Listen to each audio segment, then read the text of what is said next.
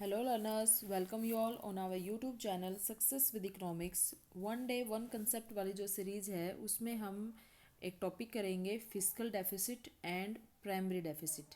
Fiscal deficit को मैं with importance आपको बताऊंगी और प्राइमरी डेफिसिट जिसका फॉर्मूला बहुत ज़्यादा इम्पोर्टेंट है वो आपके सामने यहाँ पर करवाया जाएगा। तो स्टार्ट करते हैं। फिस्कल डेफिसिट जिसको हिंदी में राजकोषीय घाटा कहते हैं। राजकोषीय घाटे का मतलब क्या है? सरकार के जो भी राजस्व और पूंजीगत यानी कि जो भी रिवेन्यू एंड कैपिटल एक्सपेंडिचर हैं और उधार छोड़कर जितनी भी कैपिटल रिसीट हैं, ठीक है। तो राजकोषीय घाटे का क्या मतलब है? टोटल एक्सपेंडिचर जिसमें रिवेन्यू एक्सपेंडिचर भी आएगा और कैपिटल एक्सपेंडिचर भी आएगा। उधार छोड़कर कुल प्राप्तियां, उधार यानी कि जो हमने उधार में ली हैं, उधार में कोई पैसे लिए हैं वो छोड़ देना है। वैसे जो कुल प्राप्तियां आपको हुई हैं कैपिटल रिसिट के फॉर्म में, वो सब। तो इसका फॉर्मूला देखिए, एक्सपेंडिचर दोनों प्लस किए हैं, उधार को माइनस कर दिया है, ठीक है। उधार छोड़कर जो प्राप्त हुई हैं कुल प्राप्तियां उसको माइनस कर दिया है। Fiscal deficit is equal to total expenditure minus B R का मतलब यहाँ पर क्या है? Budget receipt.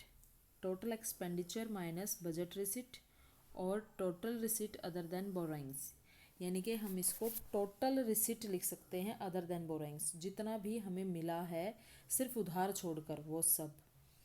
तो budget expenditure greater than budget receipt. राजकोषीय घाटा वास्तव में सरकार के द्वारा लिए गए कुल ऋणों और अन्य दायित्वों के बराबर होता है। जो फिस्कल डेफिसिट है वो सरकार ने जितने भी लोन लिए हुए हैं या जो भी लायबिलिटी हैं इन सब के इक्वल होता है। इसको बोलते हैं फिस्कल डेफिसिट। फिस्कल डेफिसिट में टोटल एक्सपेंडिचर आएगा माइनस टोटल रिसिट होंगी उधार को छोड़कर।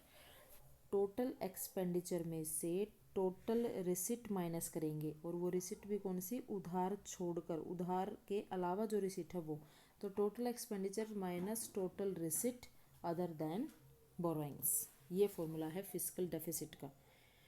अब इसकी इंपॉर्टेंस क्या है? Cause inflation. कि जब बजट ये फिस्कल डेफिसिट होता है तो इसमें क्या होगा? भारत में सरकार द्वारा जो भी उधार का एक मुख्य स्रोत है वो है आरबीआई। इसे घाटे की वित्त व्यवस्था कहते हैं क्योंकि आरबीआई क्या करता है? सरकार को उधार देने के लिए और नोट छापेगा। अब सरकार के लिए तो ये इजी है, लेकिन इसका इकोनॉमी पर बहुत ज़्यादा नेगेटिव इफेक्ट पड़ता है। क्यों? क्योंकि मार्केट में मनी सप्लाई बढ़ जाती है और मनी सप्लाई बढ़ने की वजह से फालतू के खर्चे बढ़ जाते हैं, डिमांड बढ़ जाती है, जिसकी वजह से होता है इन्फ्लेशन, महंगाई। इंक्रीज इन फॉरेन डिपेंडेंस, दूसरे देशों पर निर्भरता बढ़ जाती है। विदेशी ऋणों के कारण उधार देने वाले देशों का इकोनॉमिक और पॉलिटिकल हस्तक्षेप बढ़ जाता है, जो हमारी एक तरह से लगा लो आर्थिक गुलामी को बढ़ा देती है।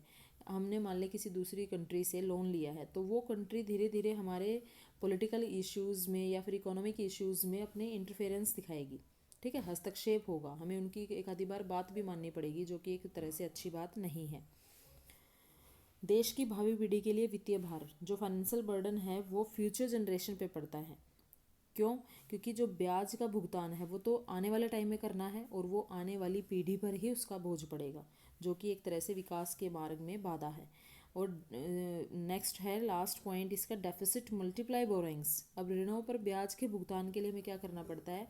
एक एक उधार को उतारने के लिए या एक लोन को उतारने के लिए हमें और लोन लेना पड़ता है। इस तरीके से क्या होता है? अधिक ऋणों के कारण घाटा और बढ़ता चला जाता है, ठीक है। और एक इकोनॉमी डेट ट्रैप में फंसती जा रही है। डेट ट्रैप का मतलब क्या है? एक लोन चुकाने के लिए एक और लोन लेना, ठीक है, एक तरह से ऋणों का जाल बन जाता है। अब है प्राइमरी डेफिसिट का formula, most important. Primary deficit short question की फॉर्म में भी आ सकता है। राजकोषीय घाटा जो अभी भी किया है उसमें से हम इंटरेस्ट पेमेंट को माइनस कर देंगे। राजकोषीय घाटे में से इंटरेस्ट पेमेंट माइनस करेंगे, जो बचेगा वो है प्राथमिक घाटा, प्राइमरी डेफिसिट। कॉम्पिटिटिव एग्जाम में भी ये फॉर्मूला आता है कि राजकोषीय घाटा minus interest payment is equal to primary deficit. I hope आपको ये बिल्कुल क्लियर है। अब मैं आपको थोड़ा सा ये इंग्लिश में भी बता देती हूँ। ये देखिए, जो फिजिकल डेफिसिट है is in fact equal to the total borrowings other than liabilities other liabilities of the government. Fiscal deficit signifies greater borrowings by the government, जिसकी वजह से अब ज़्यादा से ज़्यादा फिजिकल डेफिसिट होगा तो इन्फ्लेशन होगा। ठीक है, ये मैंने हिंदी वाले पॉइंट में भी आपको समझाया, इन्फ्लेशन होगा। दूसरा क्या है, इंक्रीज इन फॉरेन डिपेंडेंस, दूसरे देशों पर डिपेंडेंस बढ़ जाती है। फाइनेंशियल बर्डन होता है फ्यूचर जनरेशन पर, और ज़्यादा से ज़्यादा डेफिसिट मल्टीप्लाई बोरोइंग्स, और ज़्यादा बोरोइंग्स और ज़्यादा लोन बढ़ता चला जाता है। ठीक है, तो ऐसे ही प्राइमरी डेफिसिट है physical deficit minus interest payment. ये हिंदी और इंग्लिश दोनों मीडियम में मैंने आपको समझा दिया है। आई होप आपको बिल्कुल क्लियर है ये concept. Please like and share this video. Thank you very much.